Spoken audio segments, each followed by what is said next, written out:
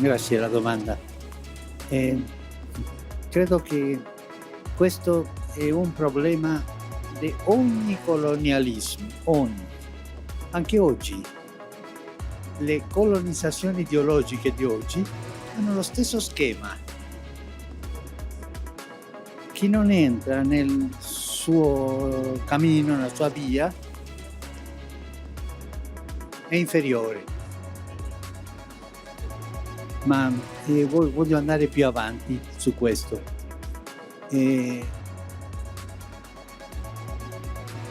Erano considerate non solo inferiori, che qualche teologo un po' pazzo si domandava se avevano anima. E quando Giovanni Paolo II è andato in Africa, alla porta dove gli schiavi erano imbarcati, ha fatto un segnale perché noi arrivassimo a capire il dramma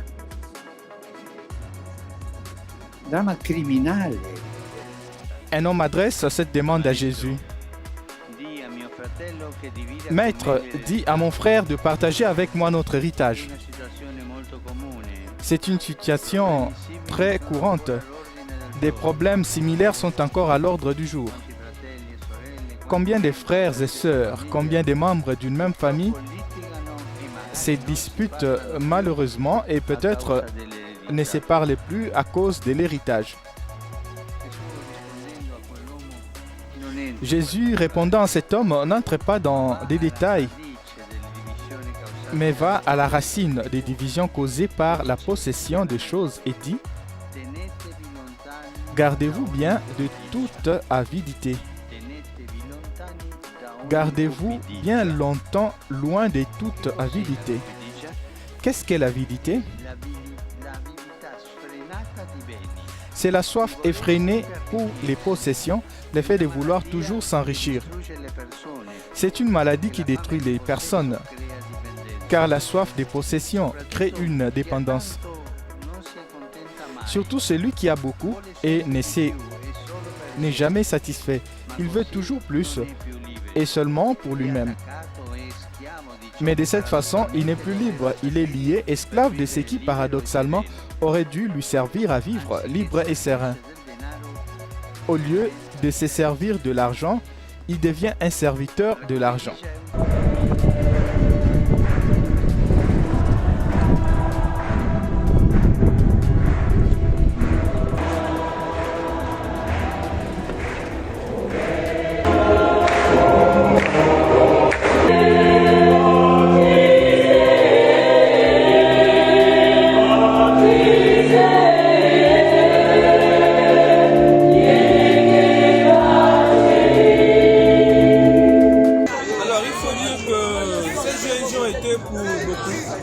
Et moi aussi, des temps de rencontre. Nous avons rencontré des frères revenant de différents diocèses. Nous avons rencontré des jeunes pétris de talent, des jeunes qui voulaient rencontrer le Seigneur, des jeunes qui voulaient prier. Nous sommes tout heureux d'avoir vécu ces moments, malgré les petits couacs qui parsèment l'existence de l'homme. Nous savons que les affaires des hommes sont toujours parsemées, qui viennent jalonner des insuffisances, des imperfections et des choses que nous pouvons améliorer pour les prochaines générations. Mais déjà, il faut dire que ces moments ont été heureux. Alors, je peux dire à ces jeunes qui ont hésité à venir, ou bien qui voudront venir aux prochaines générations, que venez, ces moments sont intéressants, ces moments sont joyeux, ces moments sont festifs, ces moments aussi sont des lieux d'écoute, d'enseignement, des lieux d'apprentissage, des lieux où l'on façonne notre personne au vu des différents comportements.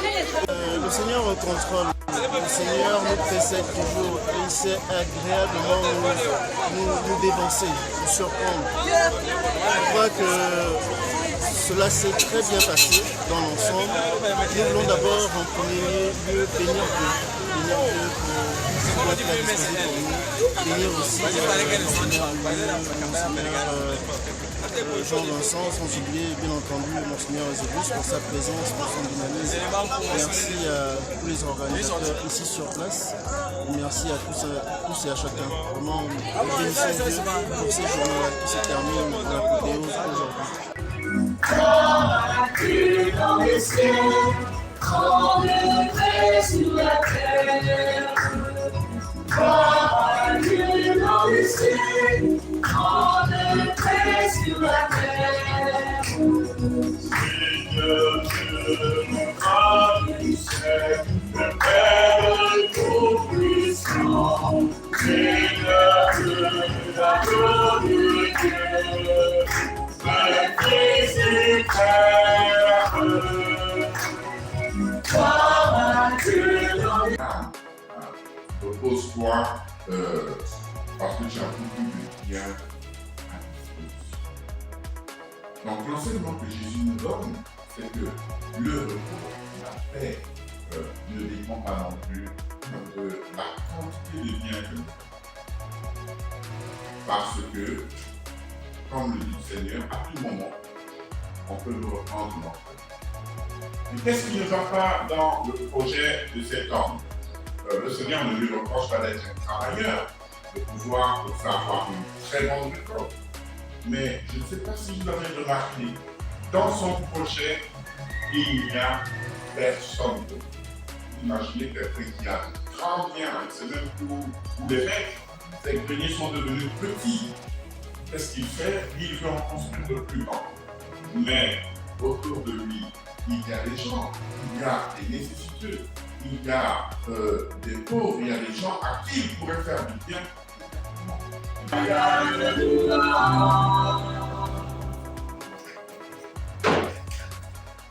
Toi qui es vraiment saint, toi qui es la source de toute sainteté, Dieu notre Père, nous voici rassemblés devant toi.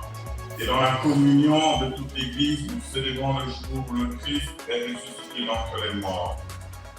Chers amis, aujourd'hui s'achève le jubilé des 500 ans de la conversion de Saint Ignace de Loyola et des 400 ans de sa canonisation, en même temps que Saint François d'Azavier, qui était aussi jésuite. Ils ont été canonisés ensemble. L'année écoulée a été remplie pour nous ici au Gabon d'événements et d'activités pour nous enrichir des impulsions de ce saint et de sa contribution dans toute la chrétienté. Je dis bien la chrétienté, même les protestants en ont bénéficié. Et ce jubilé est un jubilé mondial qui se célèbre aujourd'hui de partout, dans la plupart des pays. Hier d'ailleurs, j'ai reçu dans mon mail ce qui est organisé dans les différents pays de notre province jésuite d'Afrique centrale et de l'Ouest. À l'ordre qu'il a fondé sont attribuées des réalisations célèbres que retient l'histoire avec des missions aux frontières qui ont montré le visage d'hommes hardis et déterminés à la suite du Christ pauvre et humble.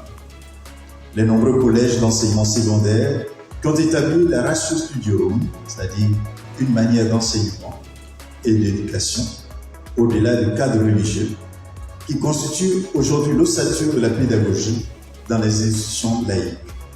Vous voyez, le LMD, c'est pas nouveau. Déjà, Saint Ignace en avait donné l'ossature. Le tutorat aussi, c'est aussi dans la pédagogie de l'enseignement ignatien. La qualité de ces universités est de renom. Et pourtant, ce qui est le plus pertinent chez Saint Ignace, c'est bien son itinéraire spirituel, conduisant à une certaine familiarité profonde avec Dieu, transcrit dans les exercices spirituels. Le désir de suivre le Christ, né en lui durant sa convalescence dans le château de la maison familiale, l'entraîna à abandonner le prestige et les honneurs qui lui étaient dus par sa naissance et par son rang social. Ce que la grâce a opéré en lui montre que la transformation de l'homme, de toute personne humaine et de la société ne réussit que par une prise en charge honnête de la vie spirituelle. Je reprends. La journée du 31 juillet, en tant que femme militante et en tant que femme africaine, pour moi, c'est une journée de célébration, c'est une journée de pointe par rapport à mes droits en tant que femme africaine. Donc au même titre que la communauté internationale célèbre la femme le 8 mars, cette même communauté, mais du point de vue de la communauté Union africaine, célèbre la femme africaine. Mais malheureusement aujourd'hui, cette journée souffre de sa méconnaissance par déjà les femmes africaines. Parce que voilà, si vous sortez dans la rue et puis vous interrogez 5 femmes, c'est quoi la journée de la femme? Et voilà, oui, le 8 mars.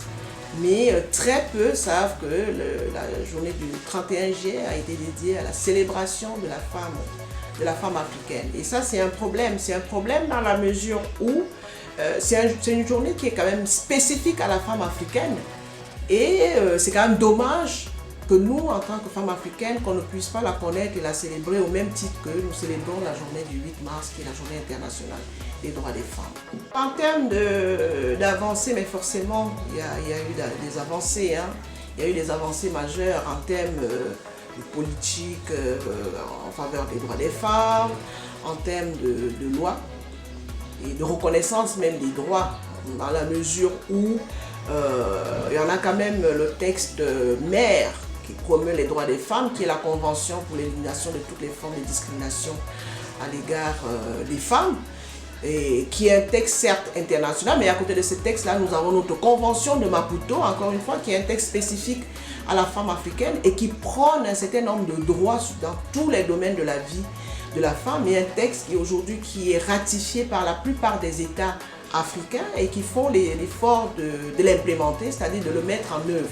Et donc, dans le cadre de cette mise en œuvre-là, forcément, ça va impacter sur la condition de la femme africaine. C'est pourquoi nous disons aujourd'hui quand même il y a beaucoup d'avancées, il y a énormément d'avancées, mais encore une fois, ça va dépendre hein, des pays et des contextes, dans la mesure où, si je prends le cas d'un pays comme le Gabon aujourd'hui, nous sommes suffisamment avancés sur ces questions-là. Nous avons un cadre juridique qui est désormais très propice à l'égalité, une égalité homme-femme en termes de droits.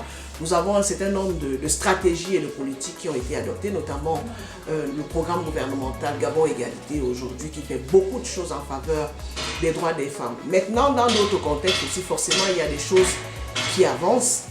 Mais cependant, il y a quand même un défi majeur qui subsiste, celui de la méconnaissance ou de l'appropriation par les femmes elles-mêmes de tout ce qui est fait pour elles. Donc aujourd'hui, nous avons des droits, nous avons des réformes qui ont été par exemple initiées au niveau du Gabon, adoptées. Et très peu de femmes encore sont au fait de tout ce qui est fait, sont au fait de ces lois-là, sont au fait voilà, de cette corpus juridique qui pourtant les protège.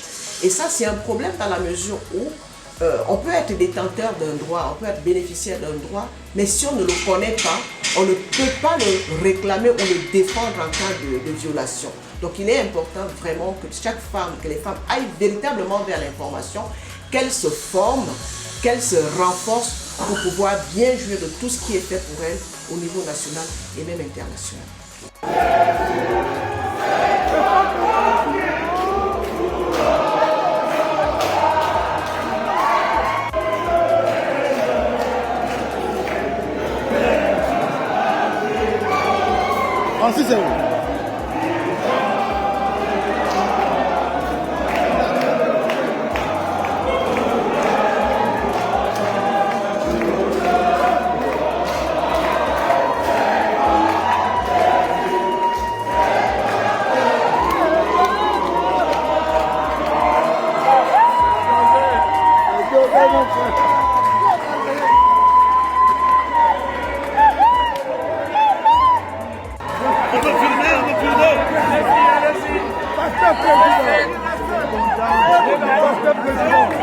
Reculez, reculez, reculez.